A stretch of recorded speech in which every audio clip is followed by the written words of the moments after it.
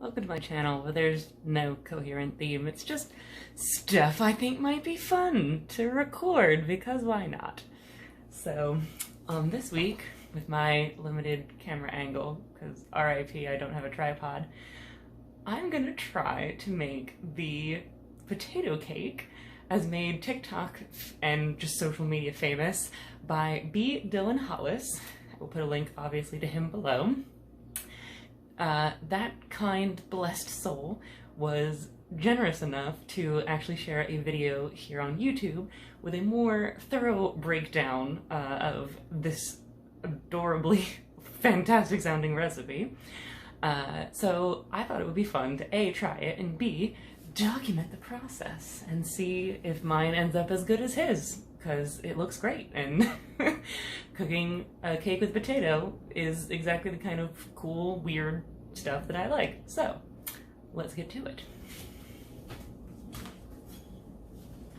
I will endeavor my best to have things in frame as much as possible. We're gonna do our best with the low-tech methodology here that I've got going, so. Alright, I have water waiting on the stove already, so let's get this rocking and rolling. Cream together butter and sugar until fluffy and pale.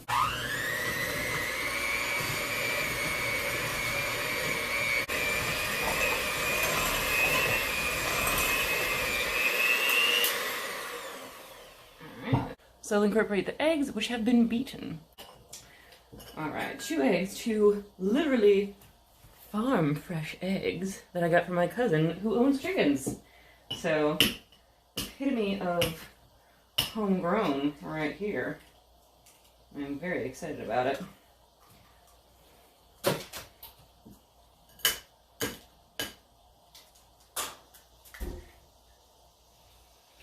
No shell.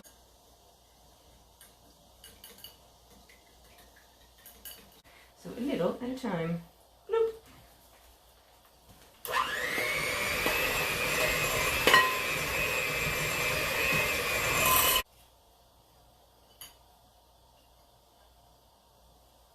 Dry ingredients are thus: 1 cup of flour, 2 teaspoons baking powder, half a teaspoon of cinnamon, cloves, and nutmeg. Flour, leavening, and spices in a separate bowl. Okay, I can do that. Un,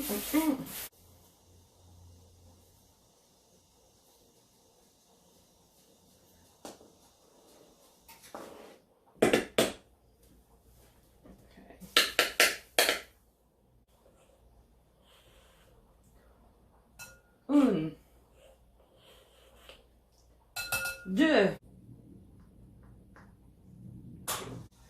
nutmeg.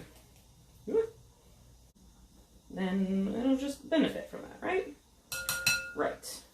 I know I'm right.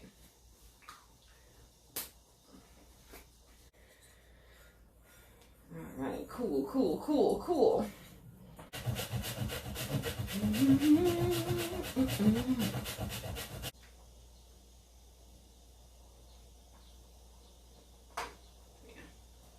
I can poke through all of them pretty easy, so I assume they're pretty good to go.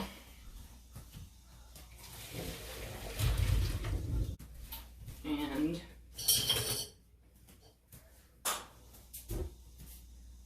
put this down, put that down. Let's give these a little mash. In you go!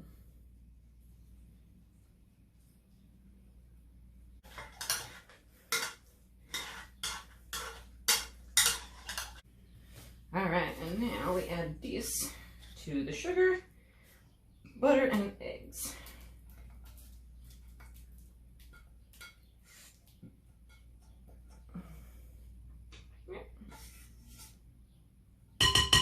This seems like it would be better incorporated by hand, this part, so I don't know. Maybe I'm full of shit. But that's what feels correct. Alright. Oh, nuts, that's right. Oh, please don't spill, please don't spill. Okay, we're good, we're good.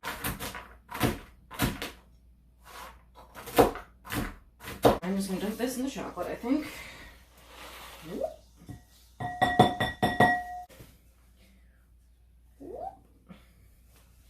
All right, flour, and, oh, words. Flour and spices and leavening, aka baking powder, plus the chocolate and the walnuts.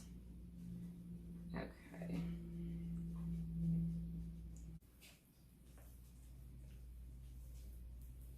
There we go. That's looking a bit more promising.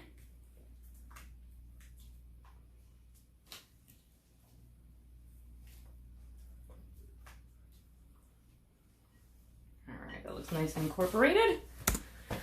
Cool beans. All right, let's see. Buttered and floured 8 by 8 inch tin. Okay. Sufficiently lubricated.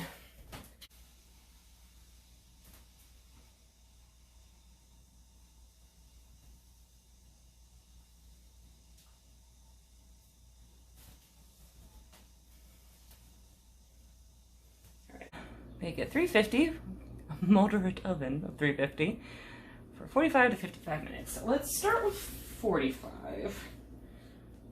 Because you can always add, but you can't really subtract. So that is a general rule when it comes to cooking and baking of any variety. Always start with less than you need, because you can always add more. I find that to be a helpful rule anyway. This smells so nice, also. But I mean basically anything with, like, clove and cinnamon and nutmeg, like, spiced cakes, in general, are always going to smell super nice. That was almost flinging batter everywhere. She is ready. Oops. Don't want to tilt it too much. Don't want batter everywhere. That'd be bad. Alright, in you go, my baby. Bake well, sleep tight, etc. and so forth.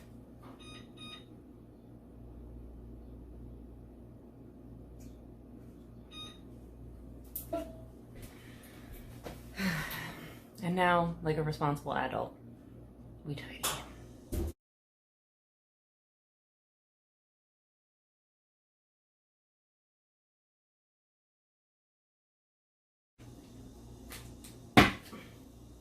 Oh.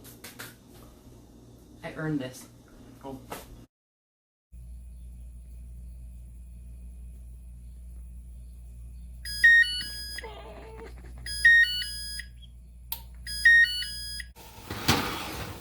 Ooh, ah.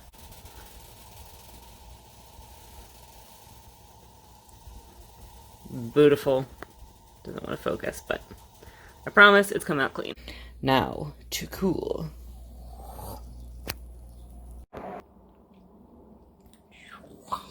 All right. After letting it cool in the original baking pan for a little bit, the pan was then cool enough for me to handle, and I was able to turn it out onto a cooling rack. A cooling rack for the remainder of its time to cool down and come to room temperature. I'm so excited. Let's get making the frosting. All right, now then, we have 2 tablespoons of butter in a saucepan to make the frosting. I have the frittata, 1/4 of a cup of moo juice, milk. Okay.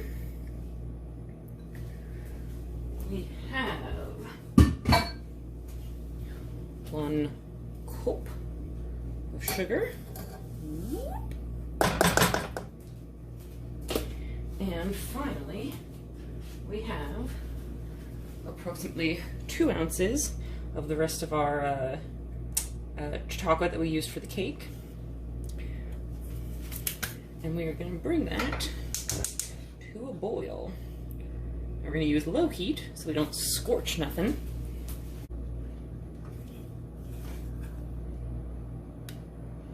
Alright, I am going to set a timer for about 15 minutes.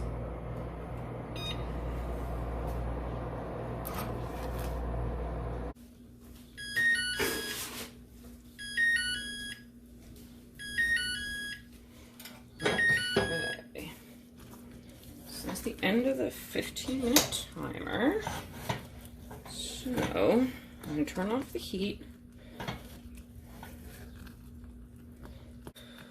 We're going to relocate with a whisk and get to desired consistency.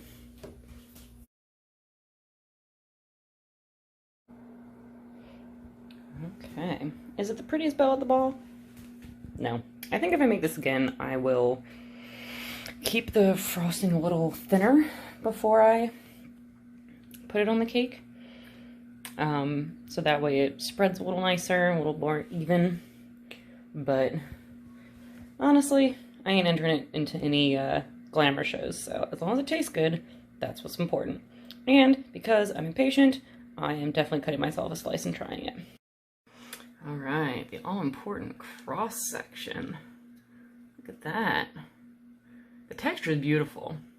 I love a cake that has like walnuts and stuff in it. And I'm really curious about the potato skin texture as well. I don't think it's going to taste like specifically potatoey, because it doesn't seem like that's going to be the case, but it's just going to add a nice thing, I think. So let's give it proper.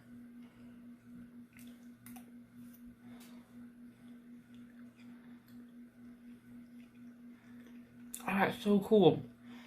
It is delicious. Also, like, it actually reminds me a lot of carrot cake, both in texture and a little bit in taste. Like, obviously there's like chocolate instead of like carrot in it, but has a very similar vibe. The spices, I think, are pretty much the same as what you would use in a carrot cake as well. And like I said, the texture is like very much, this is basically a carrot cake without the carrot and chocolate. Yeah, the icing, I think I overmixed.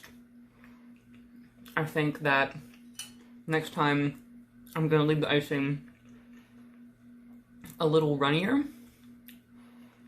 And then kind of, hopefully that'll help it spread a little nicer. Spread a little shinier, maybe? I might have to fiddle around with that. I mean, it still tastes nice, for sure. But, yeah, I think texture-wise, if I leave it a little runnier when I pour it, and just let it cool, it'll be a little bit smoother. So I think that's a little bit of a mistake that I made. But other than that, this is awesome. This is so cool. Like, I was pretty sure that I was gonna like this, but I wasn't sure what to expect, like, again, like texture-wise and exactly how all the flavors play into each other. But yeah, I love it. It reminds me a lot of carrot cake, in a really awesome way. So yeah, 10 out of 10, would make again. Thank you, Dylan Hollis, for sharing the recipe in its entirety, because let me tell you, when I first saw your video, I was honestly disappointed that you didn't have at least a picture of the recipe, because how cool is that? A cake with potato in it. Please release the tomato soup recipe next, because that one also deeply intrigues me and I would love to try it. So thank you if you've made it to the end and have possibly enjoyed this content. Have a great day. Do something fun for yourself today, something that gives you a little bit of joy like I have done, and be safe.